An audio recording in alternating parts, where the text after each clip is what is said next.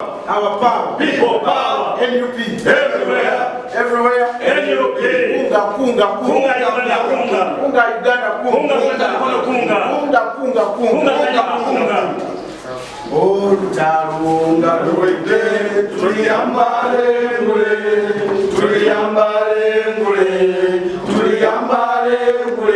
Olutalunga luwedde tuliyambale ngule. Tulizimba mu Uganda empya.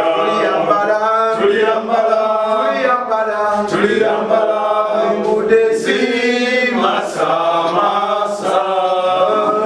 Olutalunga luwedde tuliyambale ngule. Tulizimba mu Uganda empya. People power. Our power. People power. NUP. Everywhere. NUP. Tukiriza mbuzi mu ggwanga lyaffe. Rope ya sayininzi ng'omubaka wa parliament ali mu Greater Mukono bw'oba tonnasayiningako gwani. Ababaka tubeebaza abasayininze ab'opposition naye abatannasayininga tubagamba musayininge ku kiwandiiko kino. Waffe NUP tuliwo okulwanyisa mbuzi kulaba ng'eva mu ggwanga lyaffe. So kati tetugenda kukkiriza mubaka anaavayo neyeebuzaabuza atasayininze ku kiwandiiko kino. Ffe tuli basanyufu nti Honorable Ssekikubo yatutegeezeza agenda tulaga listi y'ababaka abasayinize ku kiwandiiko kino. Kati bw'omubaka ava mu Greater Mukono nga tosayinize ku kiwandiiko kino tugamba nedda tetujja kukikkiriza.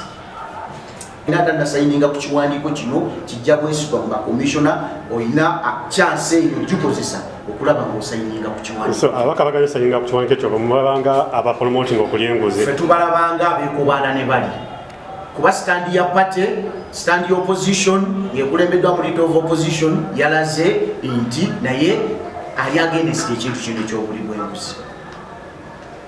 Motion eno egenda kukola nga tugikwatako wa 226 nti omubaka yenna atagenda kusanya kiwandiiko kino abalonzi tumulinze ekasengejja.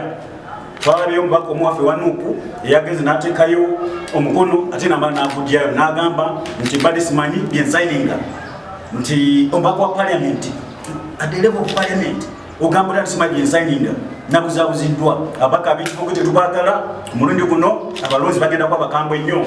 Atasayininge ajja kuba awagira obuli bw'enguzi era oboolwa mu Greater Mukono tubasaba n'obuwembeefu bujja baka baffe temutuswaza mutoke ekiwandiiko ku kipapula ekyo ekyokujja bakamishonaz obwesigwe. Bazanya Rogers that is speaker of municipality. Bana NUP mu Greater Mukono twagala kukkatiza eddoboozi ly'abantu kubanga omubaka wa parliament alondebwa abantu bangi. So okutuukiriza buvunaanyizibwa abantu bakulonda si buvunaanyizibwa bwonga bwe muntu navunaanyizibwa bwa kibiina ekyakuwa tiketi. Nabwekyo tusuubira muntu yenna kwebuzaabuza ku nsonga eno kuba nsonga nkulu nnyo si na buli bwanguzi buno bubbi kubanga tuze twamalogo gaffe nga Lugazi wano mutudano mu Greater Mukono ebyobulamu biri bubi. So sente empitirivu bwezitano bazitwala kitegeeza bubbi si buli bwanguzi. Nabwekityo omuntu atakikole nga baka parliament kitegeeza nti oyisiza olugaayi okubavaliza ekibiina omukaaga.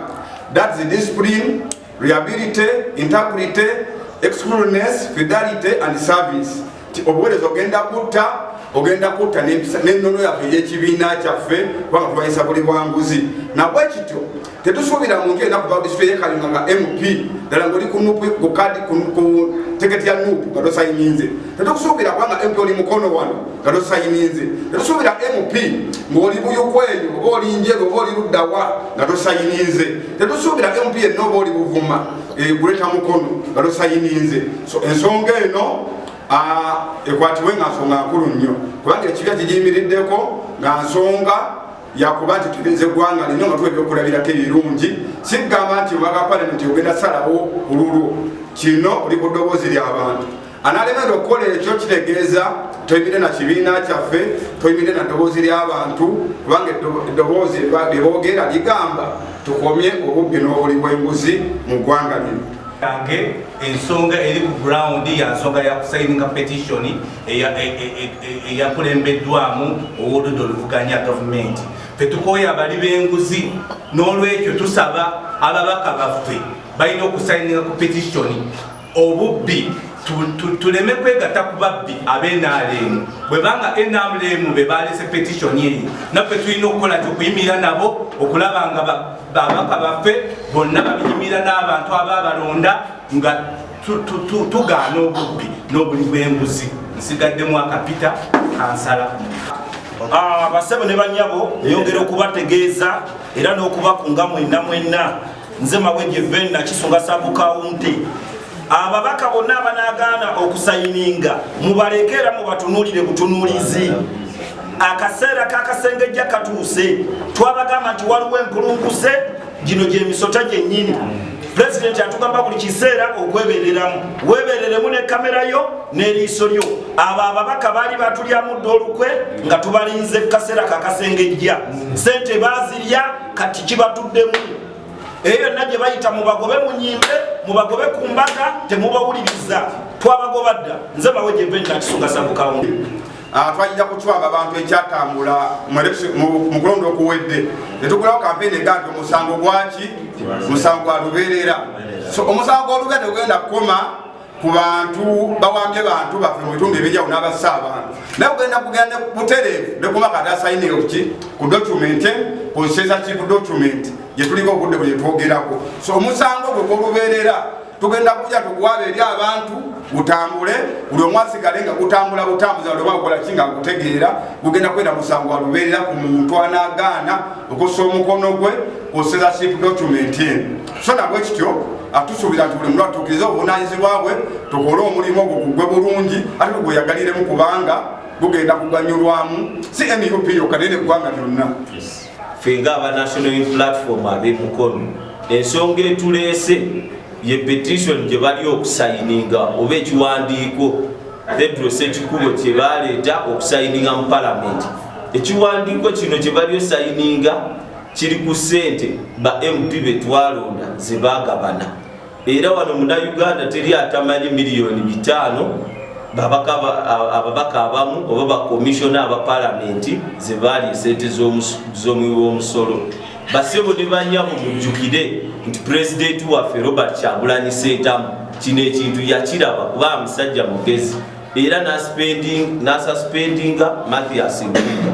So olunaku olwaleero tuzze tukuba omulanga ne tugamba ba MP baffe ddala okusingira ddala aba National Unity Platform nti tulina okugoberera omukulu waffe buli kyagamba kasita kiba nekiti nekituufu. So yatugamba tulwanise obuli bw'enguzi kuba obuli bw'enguzi bwe lutudde eggwanga lyaffe Matiga.